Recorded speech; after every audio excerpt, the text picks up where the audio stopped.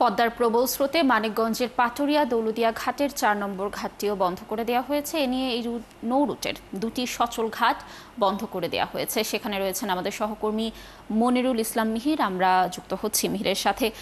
মিহির, যেমনটি জানাচ্ছিলাম যে ৪ নম্বর ঘাটটিও বন্ধ করে দেওয়া হয়েছে, কি কি সমস্যা দেখা দিয়েছে এই ঘাট বন্ধ করে দেওয়ার পর জানাবেন, এবং ঘাট এলাকায় যানবাহনের সারি কেমন দেখছেন? আপনি জানেন যে 2 দিন ধরে 5 নম্বর ঘাটটি বন্ধ আছে এবং 3 নম্বর আর 4 নম্বর এই দুটি ঘাট দিয়েই ফেরি পারাপার করা হচ্ছিল। আজ হঠাৎ আমরা দেখেছি যে 10টার পরে এখানে 4 নম্বর ঘাটে, আমরা 4 নম্বর ঘাটে আছি, 4 নম্বর ঘাটে ভাঙন দেখা দেয়। আমরা একটু ক্যামেরায় দেখাই, নিশ্চয়ই দেখতে পাচ্ছেন যে এখানে হঠাৎ করে অনেক অংশ, প্রায় 10 থেকে 12 ফিট জায়গা একটা ভাঙন দেখা দেয় এবং সেটা একটা ফাটল ধরে নিচের দিকে দেবে যায়। তারপর পরই এই 4 নম্বর ঘাটটিকে এখানে স্থানীয়ভাবে সাময়িক বন্ধ করা হয়। তখন শুধুমাত্র 3 নম্বর ঘাট দিয়ে ফেরিগুলো ওঠানামা করেছে এবং এখানে একটা যানবাহনের দীর্ঘ লাইনও পড়ে যায় তখন। এরপর পরই বিএডব্লিউটিএ কর্তৃপক্ষ এখানে ঘাট এলাকায় আসছেন এবং তারা ভাঙন রোধে কিছু জিও ব্যাগ নিয়ে আসছিলেন।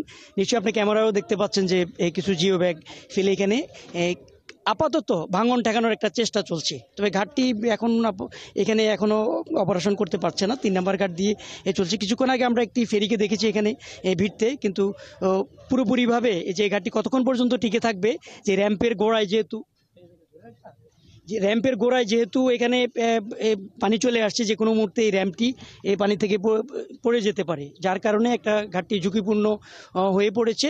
এখানে কর্তৃপক্ষ আমাদেরকে বলছেন যে তারা যে কোনো মুহূর্তে এই ঘাটটি একেবারে স্থায়ীভাবে বন্ধ হয়ে যাবে। এদিকে যানবাহনের একটা দীর্ঘ লাইন পড়েছে। তো এই বিষয়ে আমরা এখানে বিআইডব্লিউটিসির ডিজিএম, যিনি, তার সাথে কথা বলছিলাম। তিনি বলছেন যে তাদের সাধ্যমতো তারা চেষ্টা করছেন এবং যে যানবাহনগুলি আসছে সেই যানবাহনগুলিকে তারা অগ্রাধিকার ভিত্তিতে পারাপারও চেষ্টা করছিলেন। কিছু ট্রাক আটকা আছে, এখন আমরা জানি 2 থেকে 250 ট্রাক ঘাট এলাকা আটকা আছে। তবে এখানে ডিজিএম মহোদয় আছেন আব্দুল সালাম বিএডব্লিউটিসির, আমরা তার সাথে একটু কথা বলে সর্বশেষ পরিস্থিতিও একটু জেনে নিই এই ঘাট সম্পর্কে এবং তাদের অপারেশন সম্পর্কে। আচ্ছা, আমরা একটু আপনার সাথে কথা বলি যে আমরা তো দেখছিলাম যে 5 নম্বর ঘাট বন্ধ ছিল, 4 নম্বর ঘাট কিছুক্ষণ আগে এখানে ভাঙন ঝুঁকিতে পড়েছে এবং এখানে আপনি যদি এখন কি অবস্থা ঘাটের, আপনার তো অপারেশন ঠিকভাবে হচ্ছে কিনা বা কতগুলি ফেরি চল? হ্যাঁ, আমাদের 3 নম্বর 4 নম্বর ঘাট দিয়ে আমরা অপারেশন চালিয়ে যাচ্ছিলাম, কিন্তু দুর্ভাগ্যবশত 4 নম্বর ঘাটের হাই ওয়াটার ঘাট ভাঙনে পড়েছে। অলরেডি ডাইভারশনের অনেক অংশ ভেঙে গিয়েছে। আমরা একটু শঙ্কায় আছি 4 নম্বর ঘাট নিয়ে। তারপরে এর মধ্যে রিস্ক নিয়ে আমরা 4 নম্বর ঘাট এবং 3 নম্বর ঘাট দিয়ে অপারেশন চালাচ্ছি।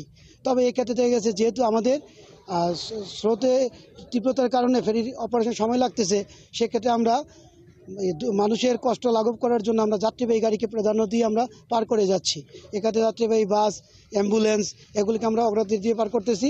সেক্ষেত্রে কিছু গাড়ি অপেক্ষমান আছে, তবে মানুষকে যাতে দুর্ভোগ লাঘব হয় সে চেষ্টা আমরা সবাই চালিয়ে যাচ্ছি। অনেক অনেক ধন্যবাদ।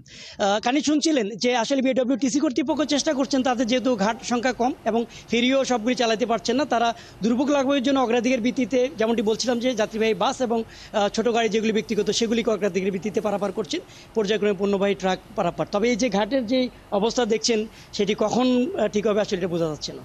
মিহির, ধন্যবাদ আমাদের সাথে যুক্ত থাকার জন্য। দর্শক, যেমনটি জানাচ্ছিলাম যে পাটুরিয়া দৌলতদিয়া ঘাটের 4 নম্বর ঘাটটিও বন্ধ করে দেওয়া হয়েছে এবং সেখানে যানবাহন চলাচলে বেশ সমস্যা দেখা দিয়েছে। এই বিষয়ে সর্বশেষ তথ্য জানাচ্ছিলেন আমাদের সহকর্মী মনিরুল ইসলাম মিহির।